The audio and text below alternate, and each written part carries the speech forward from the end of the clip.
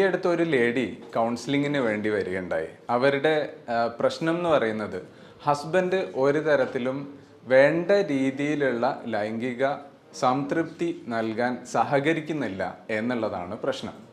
അപ്പോൾ ഈ സ്ത്രീയോട് സംസാരിക്കുമ്പോൾ അവരുടെ ആവശ്യം ഭർത്താവിനെ കൗൺസിലിംഗ് ചെയ്യുകയോ അവർക്ക് വേണ്ട കാര്യങ്ങൾ പറഞ്ഞ് മനസ്സിലാക്കി കൊടുക്കുകയോ ആയിരുന്നില്ല. അതേസമയം എൻ്റെ ലൈംഗികമായ സംതൃപ്തി അങ്ങനെ ഒരു ചിന്തയും ഇല്ലാതിരിക്കാൻ എന്തെങ്കിലും മരുന്നുണ്ടോ എന്നതായിരുന്നു അവരുടെ ഒരു ചോദ്യം. അത്രത്തോളം കുടുംബത്തിൽ അല്ലെങ്കിൽ ഈ ഒരു ബന്ധത്തിൽ സെക്ഷുവാലിറ്റിയിൽ ഒരു പ്രതീക്ഷയുമില്ലാത്ത ഒരവസ്ഥയിലേക്ക് ആ സ്ത്രീ എത്തിയിട്ടുണ്ട് എന്നാണ് നമ്മൾ മനസ്സിലാക്കേണ്ടത്. ഇവിടെ ഒരു സ്ത്രീക്കോ പുരുഷനോ എന്ന് മാത്രമൊന്നുമില്ല ഈ ഒരു സെക്ഷുവൽ ആയിട്ടുള്ള സംതൃപ്തി. രണ്ടു പേർക്കും അനിവാര്യമാണ്. അത് വേണ്ട രീതിയിൽ ലഭിക്കാതിരിക്കുമ്പോൾ പലപ്പോഴും കുടുംബ ബന്ധത്തിൽ പ്രശ്നങ്ങൾ ഉണ്ടാവുകയും ചെയ്യും.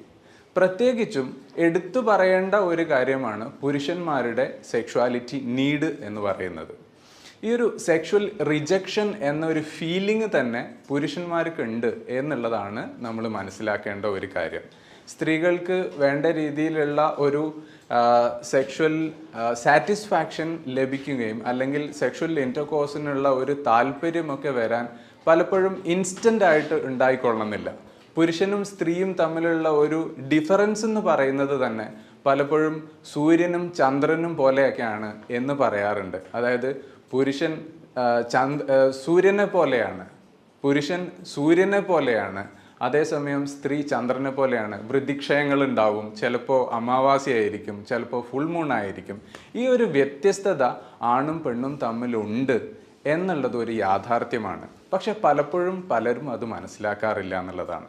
ഒരു കുടുംബ ബന്ധം നന്നായി മുമ്പോട്ട് പോവാൻ ഇത് വളരെ അത്യന്താപേക്ഷിതമാണ്. നമ്മളത് മനസ്സിലാക്കിയിരിക്കണം. ഒരു പുരുഷൻ്റെ സെക്ഷുവൽ നീഡ് ഭാര്യയ്ക്ക് അത് മനസ്സിലാക്കുകയും സംതൃപ്തിപ്പെടുത്താൻ സാധിക്കാതിരിക്കുകയും ചെയ്യുകയാണെന്നുണ്ടെങ്കിൽ മറ്റെന്തെല്ലാം കാര്യത്തിൽ നമ്മൾ വേണ്ട കാര്യങ്ങളൊക്കെ ചെയ്യുന്നുണ്ടെങ്കിൽ പോലും പലപ്പോഴും അതൊരു നല്ല റിലേഷൻഷിപ്പ് ക്രിയേറ്റ് ചെയ്യില്ല, അല്ലെങ്കിൽ മെയിൻറ്റെയിൻ ചെയ്ത് കൊണ്ടുപോകാൻ വേണ്ടി സാധിക്കില്ല എന്നുള്ളതാണ്.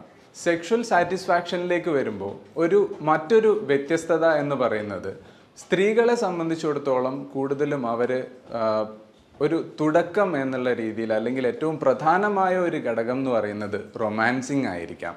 അതേസമയം ഒരു പുരുഷനെ സംബന്ധിച്ചിടത്തോളം ഏറ്റവും ഫസ്റ്റ് ഭാഗമായി വരുന്നത് തന്നെ, ഒരു പ്രധാന ഭാഗമായി വരുന്നത് തന്നെ സെക്ഷുവാലിറ്റിയാണ്.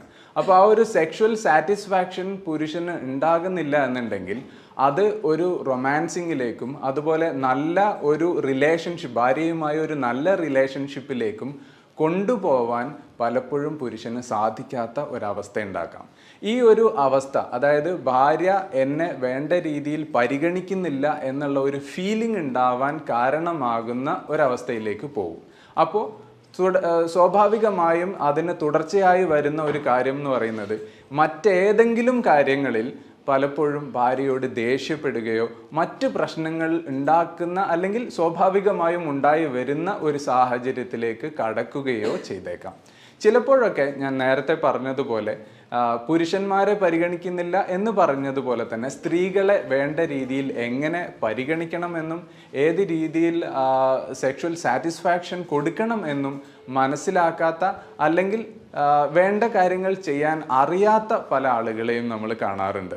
ഇത്തരം ഒരു സാഹചര്യങ്ങൾ ഉണ്ടാകുമ്പോൾ, ഈ പറഞ്ഞ പ്രശ്നങ്ങളൊക്കെ ഉണ്ടാകുമ്പോൾ പലപ്പോഴും കുടുംബത്തെ ശിഥിലമാക്കുന്ന എക്സ്ട്രാ മാരിറ്റൽ റിലേഷൻഷിപ്പിലേക്കൊക്കെ പോകുന്ന ഒരു സാഹചര്യം നമ്മൾ എപ്പോഴും കാണാറുണ്ട്. അപ്പോൾ ഇത്തരം പ്രശ്നങ്ങളൊന്നും ഇല്ലാതിരിക്കാൻ വേണ്ടി വേണ്ട രീതിയിലുള്ള സെക്ഷുവൽ എഡ്യൂക്കേഷൻ അല്ലെങ്കിൽ ഫാമിലി ലൈഫിൽ ഏത് രീതിയിലാണ് സെക്ഷുവൽ സാറ്റിസ്ഫാക്ഷൻ തൻ്റെ പാർട്ട്ണർക്ക് കൊടുക്കാൻ സാധിക്കേണ്ടത്, അതിന് എന്തൊക്കെ കാര്യങ്ങൾ നമ്മൾ അറിഞ്ഞിരിക്കണം, ഏതൊക്കെ സ്കിൽ ഉണ്ടായിരിക്കണം എന്നുള്ളതും നമ്മൾ മനസ്സിലാക്കേണ്ടത് അത്യാവശ്യമാണ്. പലപ്പോഴും മുമ്പൊക്കെ ചില ആളുകൾ പറയുന്നത് കേട്ടിട്ടുണ്ട്, പോത്തുകൾക്ക് വരെ കുട്ടികൾ ഉണ്ടാവും, പിന്നെ ഇനിയിപ്പോൾ അതിന് വേണ്ടിയിട്ട് ഒരു ട്രെയിനിങ് എടുക്കേണ്ടതുണ്ടോ എന്ന് തമാശയായിട്ട് പറയുന്ന ഒരു സാഹചര്യം നമ്മൾ പലപ്പോഴും കേട്ടിട്ടുണ്ട്.